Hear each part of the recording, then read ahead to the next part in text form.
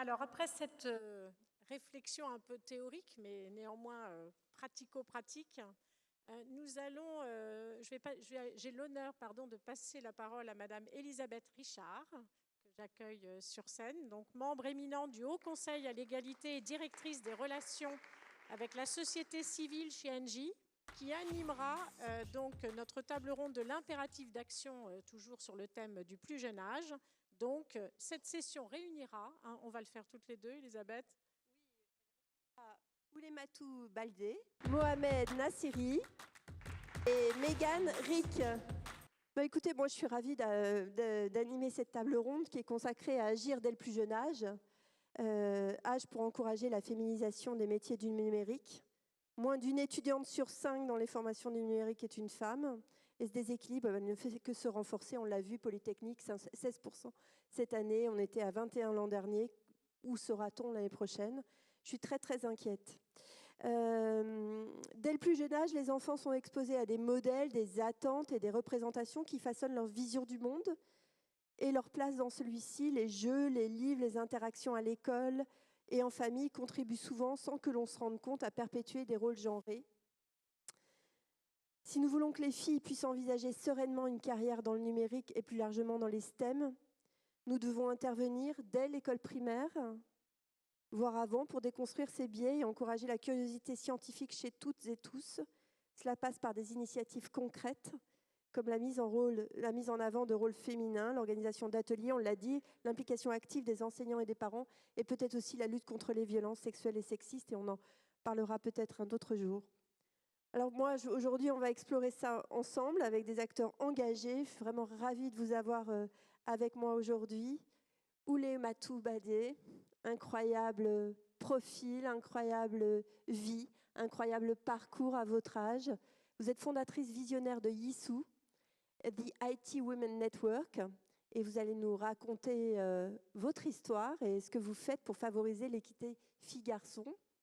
Et puis ensuite, nous aurons Mohamed Nassiri. J'aurais tellement aimé vous rencontrer quand j'étais petite. J'aurais tellement aimé apprendre les mathématiques avec vous. Vous avez des actions incroyables avec l'initiative Les Fourmis en mathématiques.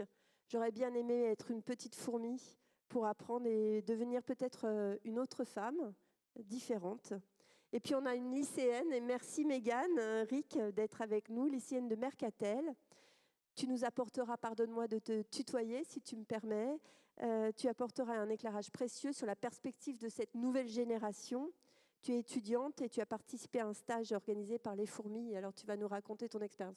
On va commencer avec vous, Oulematou et Mohamed. Développer la présence des filles dans les filières scientifiques et informatiques, ça démarre tôt, notamment en créant les conditions qui permettent de rêver, de sortir de son cadre habituel et de se projeter. Est-ce que vous pouvez nous en dire plus? On va commencer par vous. Merci. Très bien. Je ne sais pas si le micro est allumé. Il paraît qu'il est allumé. Donc, voilà. Je vous remercie pour cette présentation. Et pour commencer, je suis honorée d'être ici. Honorée d'être devant des rôles modèles, plein de rôles modèles qui m'inspirent tous les jours. Et je vais me présenter. Donc, comme vous avez dit, je suis Oulematou Baldé, je suis franco-guinéenne et je suis arrivée en France après mon baccalauréat scientifique, je précise, à Lyon. Donc, j'ai débarqué à Lyon. J'étais complètement perdue, mais j'étais déterminée. Déterminée parce que le rêve que j'ai apporté jusqu'en France, qui m'a amenée jusqu'en France, ce rêve, j'avais moins de 8 ans. Mon rêve, c'était d'avoir une voix qui compte, d'être une femme dont la voix qui compte. Et ce rêve m'a habité pendant toute mon enfance. Et quand je suis arrivée en France, ça m'a aidée aussi parce que ce n'était pas facile, puisque je suis arrivée là pour faire un cursus d'ingénieur informatique. Et ma première question à l'université a été comment allumer l'ordinateur. Donc, c'est tout ça pour vous dire que c'était compliqué. Donc, quelques années plus tard, j'ai été diplômée ingénieure informatique. Donc, j'ai rejoint le monde du travail en 2016. En 2020, j'ai fait un double diplôme parce que tout le monde parlait d'intelligence artificielle. Et c'est vrai que j'ai toujours aussi fréquenté que des équipes d'hommes et je voulais vraiment m'imposer dans les équipes où j'intervenais. Donc, du coup, j'ai fait ce diplôme-là et aujourd'hui, je suis responsable technique dans une société d'édition logicielle. Et donc, mon parcours a été marqué par plein de défis dès mon enfance et j'espère pouvoir en parler. Et c'est ce qui m'a poussée à créer YESO, une association loi 1901 qui œuvre pour l'équité femmes-hommes dans le monde professionnel, notamment en informatique. Et nous faisons des actions de la maternelle jusqu'au monde du travail. Et pour soutenir ces actions-là, j'ai monté un réseau IT Women Network, comme vous avez dit tout à l'heure, qui réunit plusieurs femmes de la tech, des rôles modèles qui témoignent, qui encouragent d'autres femmes à rejoindre la tech. Et l'autre point, c'est que notre association accompagne aussi les entreprises dans leur démarche de mixité. Et concrètement, en maternelle, qu'est-ce qu'on fait? En maternelle, en fait, l'atelier qu'on fait, on est reparti sur un peu mon histoire en se disant, si moi je suis arrivée à ce niveau-là, en étant une fille d'agriculteur analphabète, en étant orpheline dès mes 6 mois, en étant grandie dans un village très attaché à la culture. Quand je dis attaché à la culture où la femme doit être à la cuisine, où la femme, les jeunes filles ne sont pas scolarisées. Moi, j'ai milité pour aller à l'université, pour aller à l'école, pour être scolarisée. Je me suis dit, on va mettre en place des ateliers, des échanges pour aider les enfants à mieux comprendre le monde où ils vivent et surtout à avoir aussi les éléments essentiels pour se développer et pour avancer. Donc l'association, c'est ce qu'elle fait et aujourd'hui, j'en suis fière. Bravo, on peut l'applaudir. Hein. C'est magnifique. Mohamed, ces petites fourmis? Je me souviens plus de la question, donc il faut que j'explique ce que je fais, c'est ça? Moi, je suis juste professeur de mathématiques dans les Hauts-de-France et à côté de ça, on va dire que je suis plutôt engagé sur tout ce qui touche aux inégalités de genre en sciences en général. Donc, l'une des actions en fait que je mène, c'est un projet qui s'appelle, un stage de mathématiques et d'informatique en non-mixité qui s'appelle les fourmis éclairées même précisément. Et donc, il y a ça, plus d'autres actions que je mène dans mon établissement scolaire. C'est toujours d'ailleurs en non-mixité, c'est que des filles, c'est les ambassadrices des inégalités de genre dont Mégane fait partie.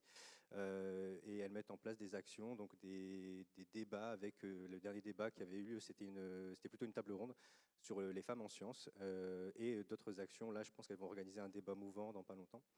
Et là, le dernier petit projet, c'est une chorale, pareil, toujours en non-mixité, qui s'appelle Les Cantatrices. Et c'est en lien avec une association qui s'appelle Asie Femmes d'Avenir, qui justement s'occupe d'aller chercher des femmes dans les territoires d'Asie, donc par exemple le Cambodge, le Bangladesh, tout ça, et elles ont subi du coup des violences, et l'idée c'est de les sortir, hein, donc là notamment des mariages forcés, tout ça, et de les sortir et de les faire venir étudier dans des pays plus sécurs, on va dire, pour faire simple.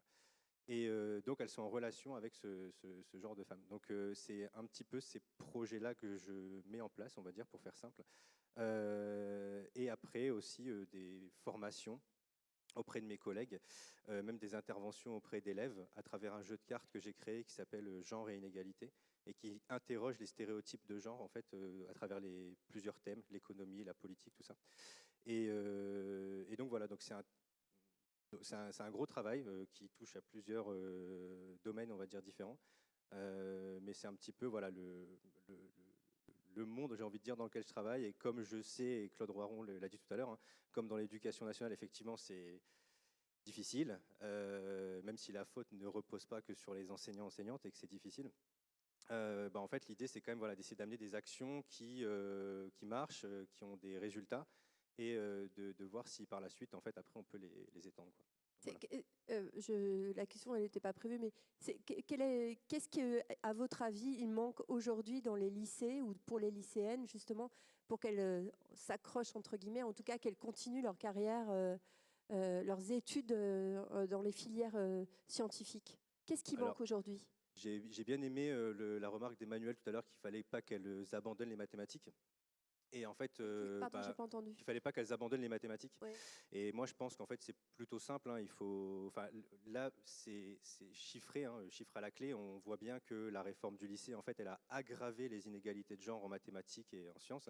Donc,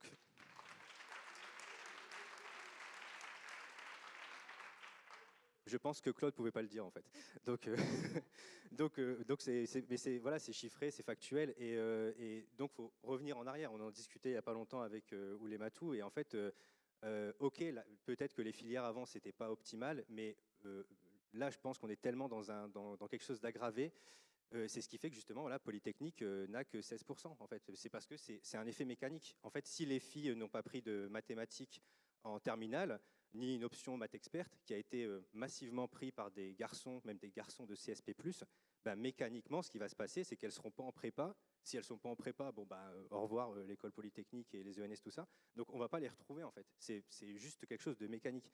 Et là, en tout cas, au niveau du lycée, vu que c'est le truc dont je peux le mieux parler, bien évidemment, il faut agir avant sur les stéréotypes, mais là, on sait que ça a aggravé. Donc, juste là, je pense qu'il faut au moins stopper l'hémorragie, et c'est jouable, en fait. Hein. C'est juste qu'il faut assumer qu'on s'est un peu trompé. Mais après, la réforme du lycée, c'est... Merci, mais c'est pas un meeting politique. Mais alors, en fait, après la réforme du lycée, elle a quand même eu des avantages. Par exemple, l'arrivée de la spécialité NSI, c'est quand même super en fait, ça pour le coup. Donc il y a eu des avantages, mais je pense qu'en fait, ça a un peu été mal fait, pas pensé, ou en tout cas, on s'attendait pas à ce que ce soit aussi inégalitaire, quoi. Merci. Mégane, ton expérience à toi, en tant que lycéenne, raconte-nous. Alors bonjour, déjà voilà. Ça se voit, je pense que je suis un peu stressée, mais ça va passer. Du coup, je m'appelle Mégane Rig, j'ai 17 ans et j'ai appris à faire un arrobase sur un ordinateur il y a que 2 ans. Et je compte partir en cybersécurité. Fou, trop bien.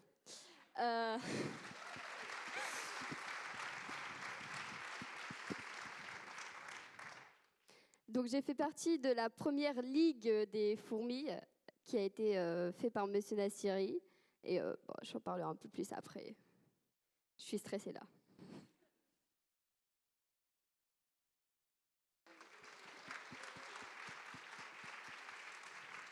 Bon, et tu n'as pas fait ça toute seule?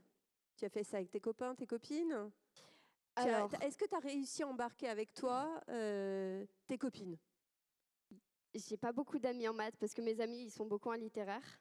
Mais il y a quelques filles de mon lycée qui devaient venir. Bon, après ils ont eu un empêchement, donc en fait je me suis retrouvée avec des filles que je connaissais pas du tout. Et comme j'ai du mal à parler, bah voilà, c'était assez compliqué. Mais en fait au final, il y a eu un esprit de groupe qui était incroyable.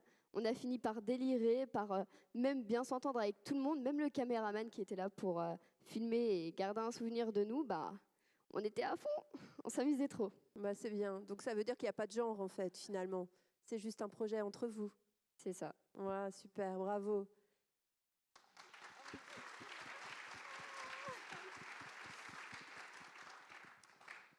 Oulé Matou, les conditions qui favorisent l'impact sur tes actions, c'est quoi ces conditions à toi, pour toi, les meilleures conditions pour toi? Les meilleures conditions, déjà pour revenir sur le point que mon maître disait sur la diminution du nombre de filles qui s'orientent vers les maths et puis le point pour les conditions qui favorisent. Je vais dire tout d'abord, ce qu'on aimerait toutes et tous, c'est qu'il y ait de l'équité, c'est-à-dire qu'il n'y ait plus d'injustice dans ce monde. Sauf que ça, ce n'est pas possible. Enfin, je vais dire peut-être c'est possible, c'est ce qu'on va souhaiter, mais on sait que ça va être compliqué. Donc l'autre solution qui s'offre à nous, c'est peut-être travailler nous en tant que personnes et nous en tant que parents à ce que nos enfants aient les clés pour en tout cas, pour être prêts à affronter la société où on sait que les préjugés, les stéréotypes et puis les inégalités sont présentes. Et ces points, un des points, ça serait d'apprendre à rêver grand, d'apprendre à se projeter. C'est la phrase préférée d'Elisabeth. Oui. J'ai pas entendu. C'est la phrase préférée d'Elisabeth Moreno. Oh, on est connectés sans se connaître. C'est trop bien. Donc, du coup, c'est d'apprendre à se projeter et d'apprendre à aller au-delà de ce qu'on voit autour de nous. Moi, un des points forts, en tout cas, qui m'ont vraiment aidé à aller à faire mes rêves, ça a été de souvent m'habituer à me projeter, à être créative et surtout à être bien entourée. Parce que, comme je disais tout à l'heure, de là où j'ai grandi, l'avenir qui était tout tracé pour moi, c'était un, de ne pas être scolarisée, deux, d'être mariée à l'âge de 13 ans. Et ce n'était pas la destinée que je voulais. Donc, ce que j'ai voulu, je suis allée le chercher. Je suis aussi allée m'entourer de personnes. Et ça, je pense que c'est le rôle aussi de nos familles, c'est le rôle des parents, des mères et des pères, d'apprendre à nos enfants d'avoir confiance en eux, d'apprendre à nos enfants de se projeter, d'aller chercher leur rôle modèle, même si ce rôle modèle est fictif. Hein, ça peut être dans une série télévisée, c'est mon cas. Mais aussi, l'autre point, d'apprendre à oser rêver, à oser chercher des objectifs, même les objectifs les plus inimaginables.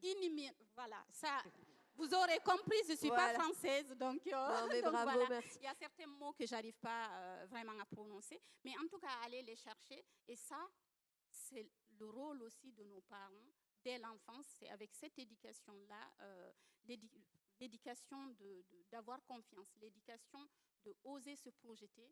C'est avec ça qu'on va évoluer et c'est par ça aussi que ça va peut-être diminuer le fait que les filles, on dit que les filles n'osent pas aller vers les maths, on dit que les filles, les profs les ont déconseillées d'aller vers cette filière-là, ou alors c'est la société.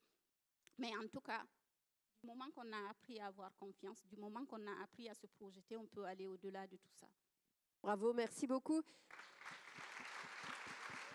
C'est donc être en meute, on l'a dit ce matin, on le redit, être toujours en meute, ensemble, main dans la main, hommes et femmes, évidemment. Mohamed, un exemple d'atelier informatique alors, que vous mettez en place concrètement.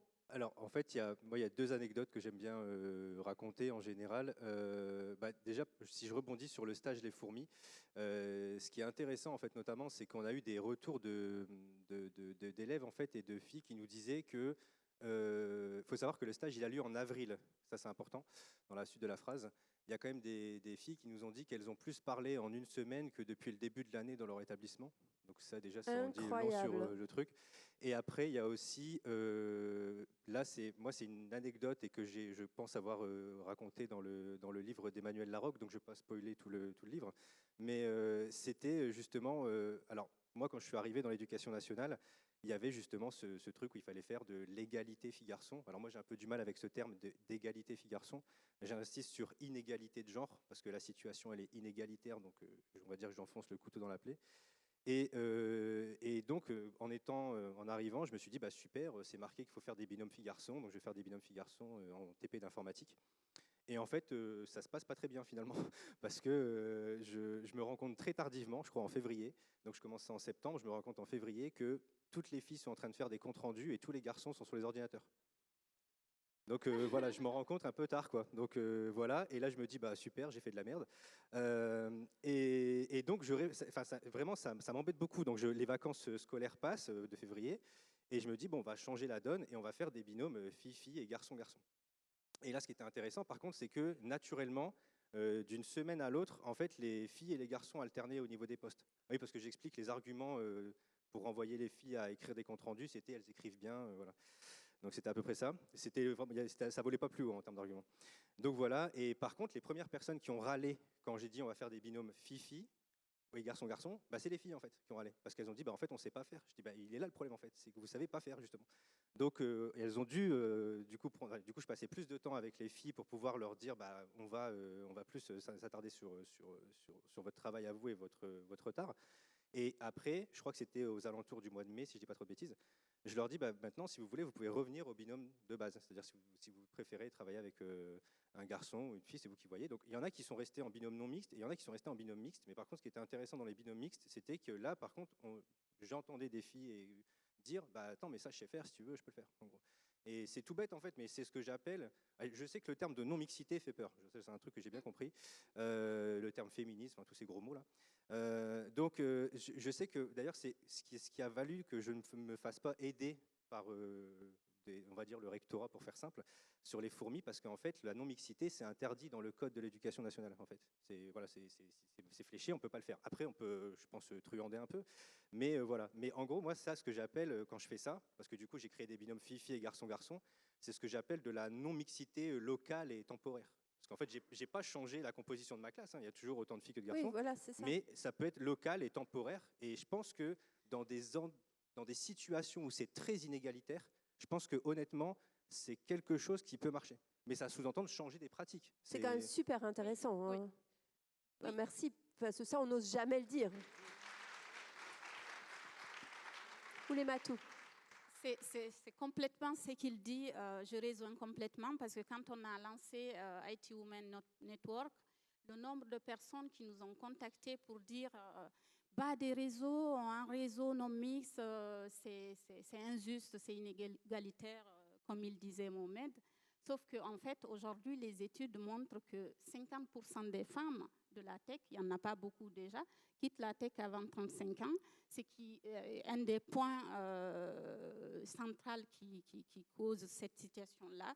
C'est du fait que aussi, dans les équipes, on est minoritaire. Très souvent, moi, en presque 10 ans d'expérience, j'ai toujours été seule fille de toutes les équipes que je rejoins.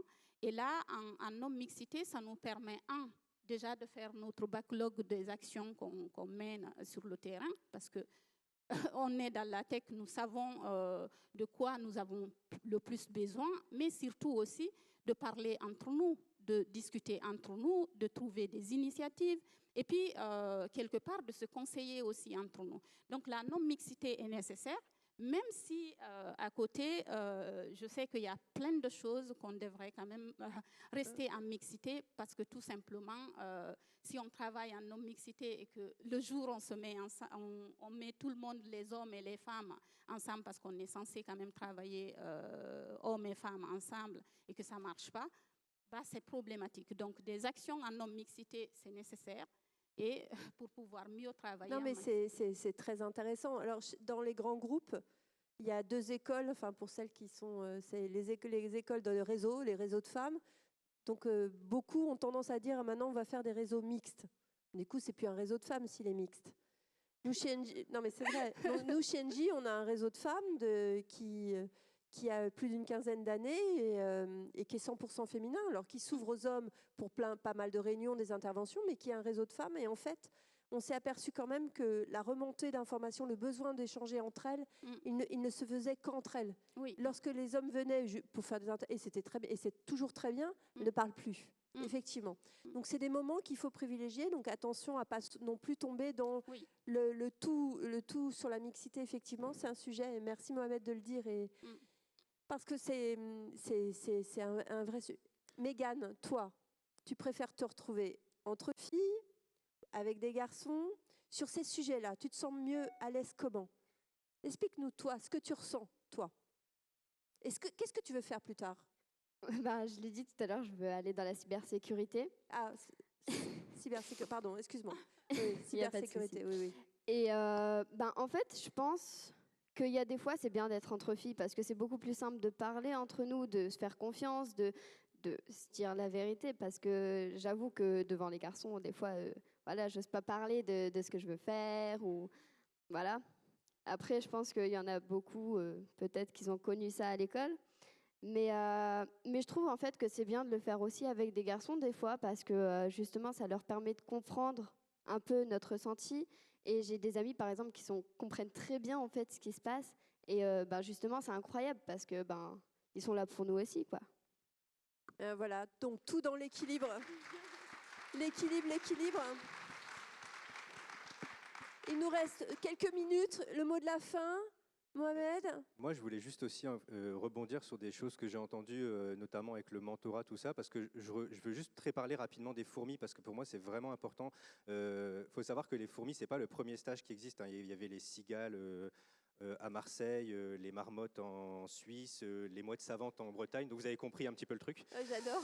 Donc, alors pourquoi on a Le appelé bestiaire, le ouais, bestiaire. voilà. En fait, alors, dans les Hauts-de-France, on n'a pas d'animaux fétiches. Donc, comme je dis souvent, on n'allait pas appeler ça des bières et du fromage. Donc, on a appelé ça les fourmis pour faire un clin d'œil aux cigales. Et en fait, du coup, nous, on joue sur aussi le côté intersectionnel du problème, c'est qu'on prend des filles et en plus issues, on va dire, de milieux défavorisés, même si j'aime pas trop ce terme, mais c'est un peu ça l'idée. Et donc le matin, elles font des problèmes ouverts, elles font des problèmes de recherche, elles sont encadrées par des enseignants-chercheurs, enseignantes-chercheuses. Et l'après-midi, elles font des rencontres, mais elles font aussi des activités culturelles et sportives. Donc par exemple, elles font de l'escalade, elles vont aussi à l'opéra, tout ça. Et l'idée, c'est de leur dire que au-delà d'avoir leur place dans les sciences, elles ont surtout leur place dans la société en général déjà, de base. Et à la fin du stage, et c'est là où moi je me suis rajouté une difficulté par rapport aux autres stages, c'est que j'ai insisté pour qu'elles repartent avec 2 marraines, une marraine étudiante et une marraine professionnelle, qui idéalement doivent les suivre, même si on ne leur impose pas, parce que je pense que c'est pas un mec à dire à des femmes quoi faire. Mais donc l'idée, c'est qu'en fait, elles les voient au moins en présentiel une fois dans l'année et elles les suivent à peu près jusqu'au bac +5. Et là, moi, j'ai eu des super retours de marraines qui sont allées dans des salons de l'étudiant avec leur filleule, tout ça. Et donc, ça aide. En fait, vraiment, ça aide. Il y en a qui lâchent pas du tout leur filleule et qui continuent à les booster. Donc, ce côté-là, moi, c'est un petit peu mon objectif, en tout cas dans les Hauts-de-France, c'est d'essayer de créer cette espèce de sororité scientifique. Et du coup, moi, je gère plus ça, je les mets juste en relation. Et c'est vraiment important. Voilà, c'est une action qui marche bien, là, qui a déjà fait ses preuves. Et là, on est content et contente de savoir qu'on va pouvoir la continuer par la suite, quoi. Mais j'adore sororité scientifique. Voilà l'expression qu'on va retenir. Merci. Mégane, un petit mot. Alors, ouais. Déjà, je voulais tous vous remercier d'être là parce que ça fait vraiment plaisir, même si j'ai du mal à parler un peu. Je voulais remercier toutes les personnes qui sont présentes pour les femmes et pour les sciences. Et je voulais aussi remercier et qu'on applaudisse énormément Monsieur Nassiri parce que en fait, c'est lui qui me permet de surmonter à chaque fois mes galères, on va dire ça comme ça. Et franchement, il m'a beaucoup aidée en fait parce que tous les stages et tout ce que j'ai fait, en fait, j'ai osé le faire parce qu'il m'a poussée à réussir. Et je pense que par la suite, je ferai tout ce qu'il faut pour qu'on réussisse.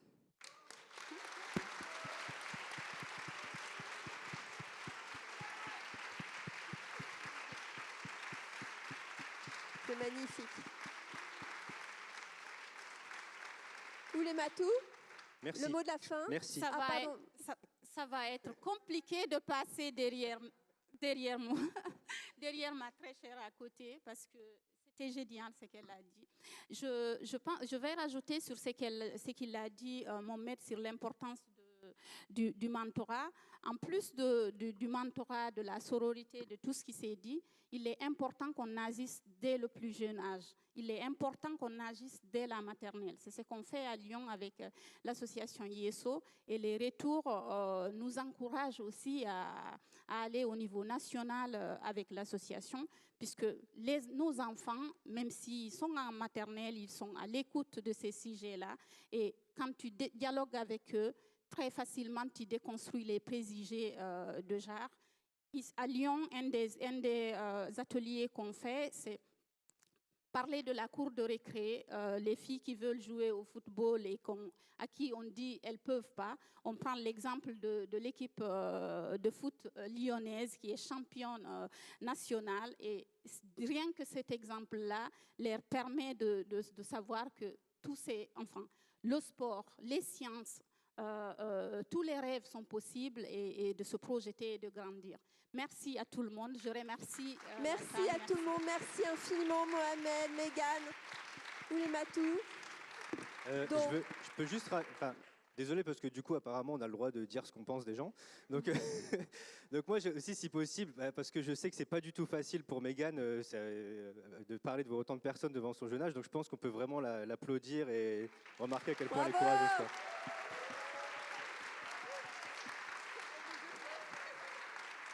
Donc,